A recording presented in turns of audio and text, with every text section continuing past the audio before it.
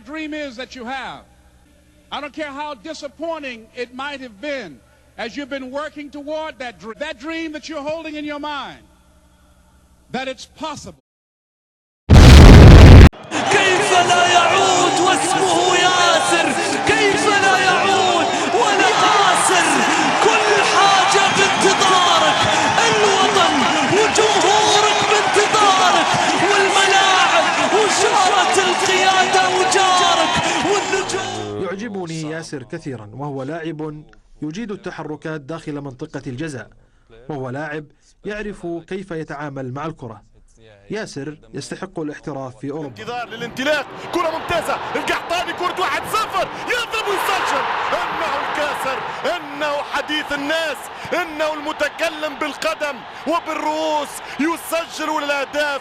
بيلعب لكرة في مكان إلى بنتلي، ياسر استلم، ياسر وقف، ياسر مر، ياسر عدى، ياسر سلم، تصويبة يا رباه. ناس يا قحطاني، شوف الفاصل، شوف المهارة. الفريق الأهلاوي ويا سلام يا منتخب السعودي الأساسيين، لا مجال للاختلاف على ذلك. أبرز مهاجمين من طبعا مطلع الألفية الجديدة مروا على الكرة السعودية، ياسر القحطاني ومالك. ما أروع الأخضر، ما أروع أصدقاء ياسر. أوبا ياسر كما تعلمون قائد المنتخب أيضا لديه إمكانيات عريضة جدا وشخصية قوية، لذلك استخدمناه لمساعدة الشبان على التطور من حوله.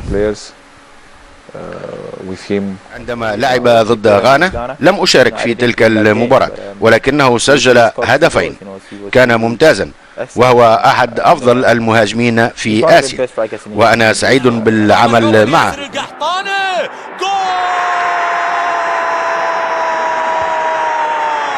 للفن والإبداع والفلسفة ناس، وللجول قناص، وللفوز كاسر، واليا جماعة الفن في عقد الألماس يزفها التاريخ الإبداع ياسر.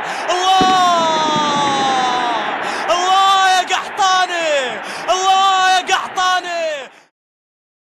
طبعا ياسر القحطاني من المهاجمين النادرين اللي يملك حاسة لاعب الوسط كيف بيلعب الكرة.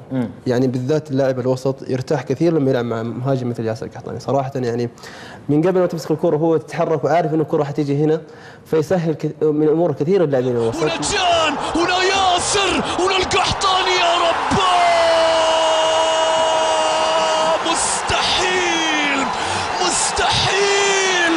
هل اعلن عن اعتزاله قبل ايام انه يعتزل عن كل شيء الا عن الاهداف الخيالية.